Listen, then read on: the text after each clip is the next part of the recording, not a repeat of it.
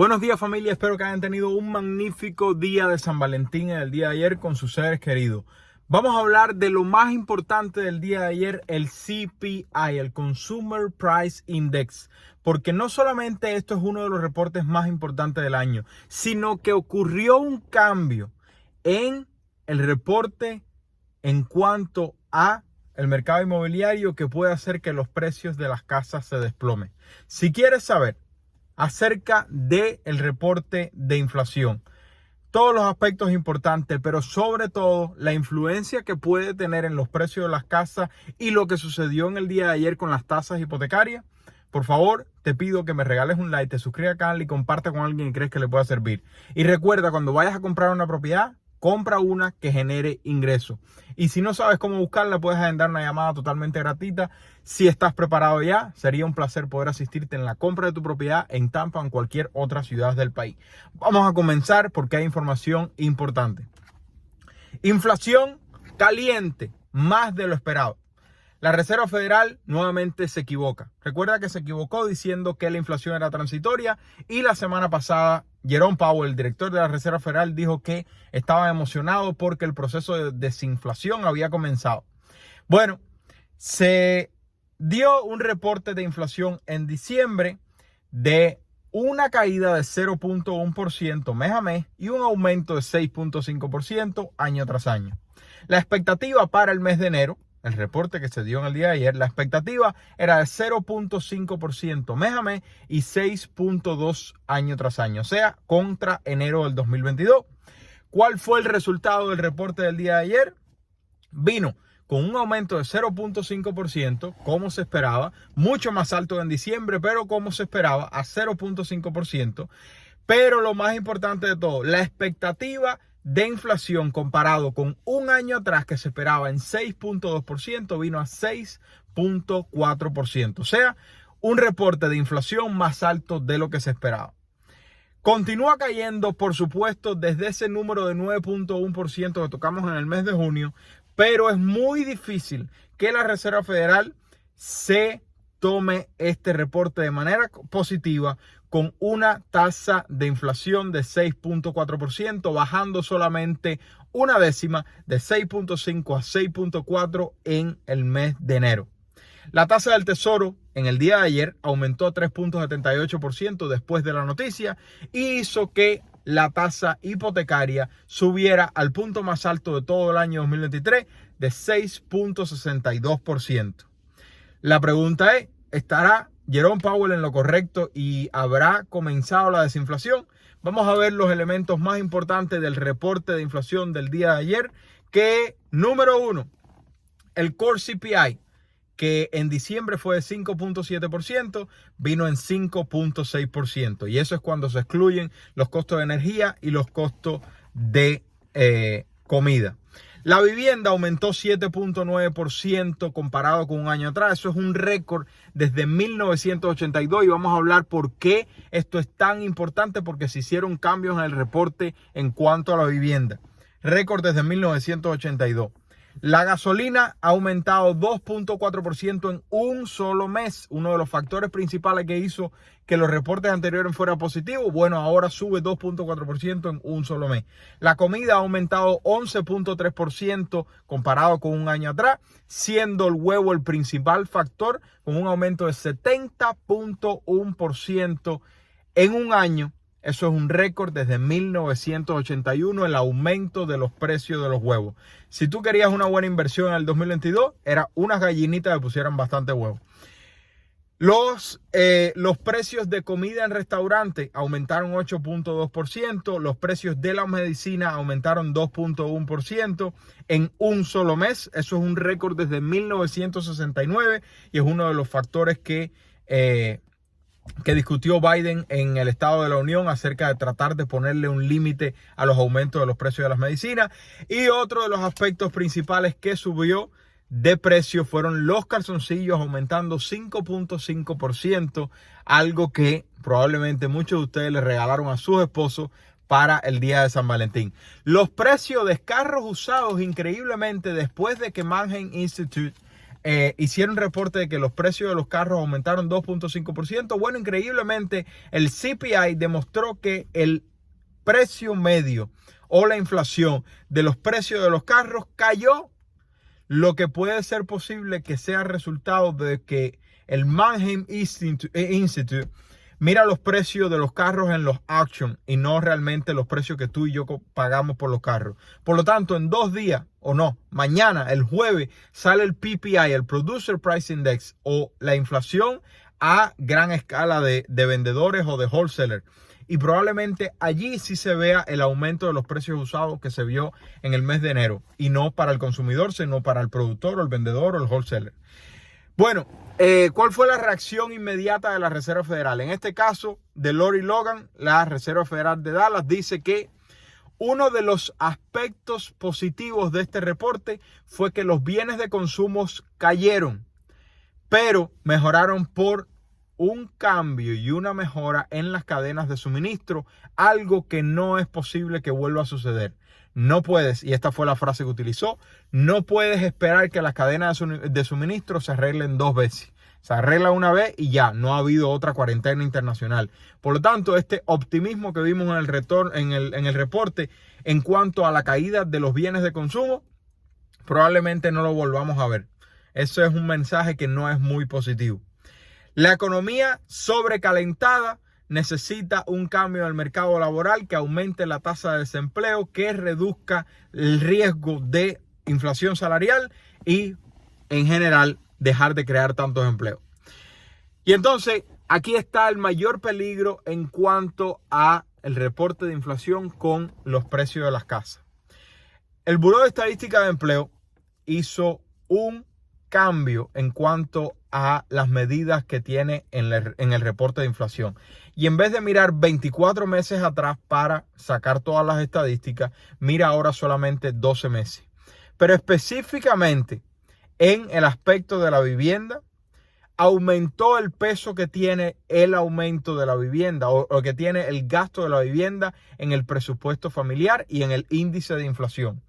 Algo que tú y yo conversamos todos los días en este canal es que el gasto más grande de la familia promedio es el gasto de vivienda, ya sea una hipoteca o sea una renta. ¿Y por qué esto es importante? Por ejemplo, el huevo es uno de los factores que más ha aumentado de valor en el último año. Un aumento, según este reporte del día de ayer, de 70.1%. Sin embargo, a pesar de que sea un aumento drástico, la cantidad de dinero que se gasta en los presupuestos tuyo y mío, que son enlazados a los huevos, es muy pequeña. Y por lo tanto, a pesar de que se haya casi duplicado el precio de los huevos, no tiene un precio tan grande en el presupuesto como lo tiene la vivienda. Y entonces, ¿qué fue lo que hizo el Buró de Estadística de Empleo? Que aumentó el porcentaje de inflación afectado por la vivienda. ¿Por qué esto es importante? La vivienda aumentó, según este reporte, 0.7% mes a mes y 7.9% año tras año. Esto es un récord desde 1982. Pero en los últimos 6-7 meses, desde el pico del mes de junio, tú y yo somos testigos de que los precios se han acomodado y las rentas se han acomodado. Por supuesto, hay ciudades específicas que han aumentado mucho más y hay ciudades específicas que han caído mucho más. Pero media nacional, los reportes están mostrando que los precios se han acomodado y las rentas se han acomodado. ¿Por qué esto es importante? Porque si la Reserva Federal ahora mira el reporte de inflación y dice, mira, la inflación de la vivienda está teniendo un peso muy grande en la inflación general. Por lo tanto, hay que atacar la vivienda. ¿Qué es lo que sucede? Que le ponen más importancia al mercado de la vivienda, haciendo que se afecte este mercado más que ningún otro.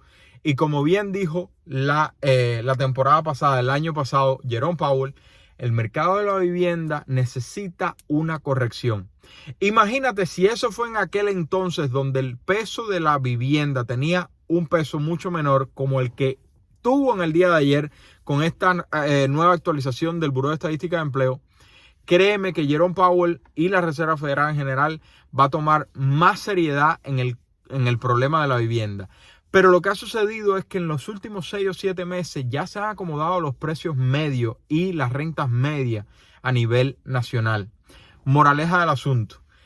Cuando los reportes de inflación comiencen a mirar 12 meses atrás, a partir del mes de junio, que ya va a comenzar a marcar el momento en el que comenzó la corrección, hasta ese momento los reportes van a continuar mostrando un aumento de la inflación de la vivienda y por lo tanto la Reserva Federal puede apretar mucho más de lo que probablemente se necesita, haciendo lo que sucedió en el día de ayer, que la tasa del tesoro de 10 años alcanzara casi 3.8%, haciendo que la tasa hipotecaria aumentara a 6.62, siendo el día más alto de todo el 2023 y de varios meses atrás. ¿Por qué esto es importante? Porque como yo trato de explicarles todo el tiempo, no se trata del precio de la propiedad, sino del pago mensual. Y hay un balance muy importante entre el precio y el interés para llegar al pago mensual. ¿Por qué? Porque normalmente hay una regla de oro, esto no funciona de esta forma, pero hay una regla de oro donde el poder de compra, hay personas que se equivocan y dicen que el precio de la propiedad, cuando aumenta un por ciento, el precio de la propiedad tiene que bajar 10%. No funciona de esa forma. Es el poder de compra el que se afecta. Cuando aumenta 1% de interés hipotecario, cae alrededor de 10-11% el poder de compra de la familia promedio. Y por supuesto, al caer el poder de compra de la familia promedio, hay menos familias que pueden poner un precio o una oferta competitiva en esa propiedad y por lo tanto el vendedor, si está motivado, tiene que reducir el precio y eso hace que haya una caída del precio medio de venta. Pero para que tengas una idea, la tasa hipotecaria fue de 3 a 7%. Eso fue un aumento de 4%. Si tú seguías esa idea que te han dicho otras personas de que cuando sube una tasa hipotecaria, cae 1% de tasa hipotecaria, cae 10% el precio de casa, con un aumento de 4% de tasa hipotecaria, tenían que haber caído los precios 40%, pero no funciona de esa forma. Lo que se afecta es el poder de compra.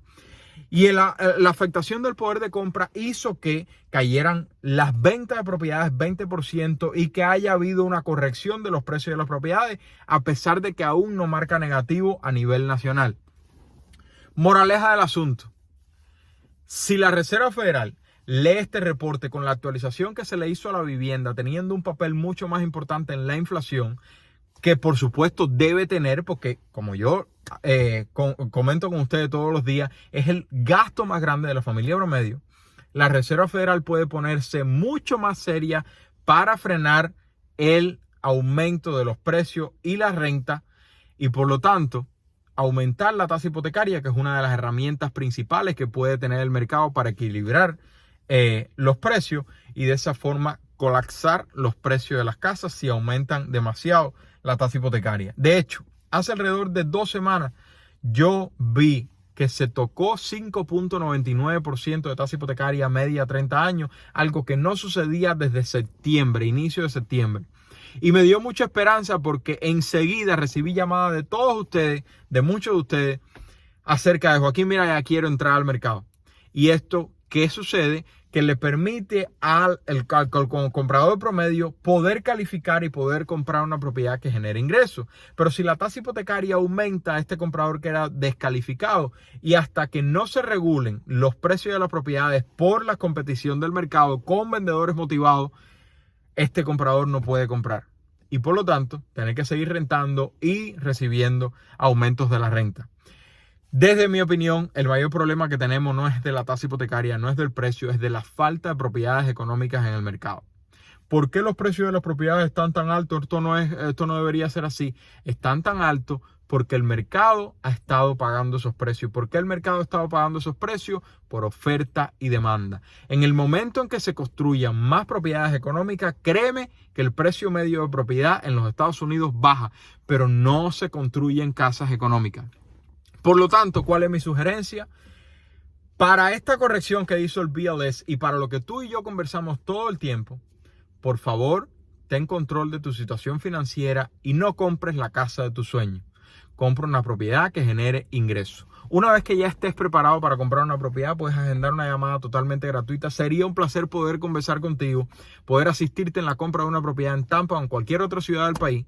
Pero si no estás aún preparado, Número 1, comienza a crear contenido en las redes sociales. Número 2, ahorra $1,000 lo más rápido posible. Número 3, paga todos tus deudas con el método de bola de nieve. Número 4, ahorra de 3 a 6 meses de fondo de emergencia. Número 5, abre tu cuenta de retiro Brother. Y número 6, no compre la casa de tus sueños, compra una propiedad que genere ingresos. Si te gustó, regálame un like, suscríbete al canal y comparte con alguien que crees que le puede servir. Se le quiere, familia, que tengan un bendecido miércoles. Bye bye.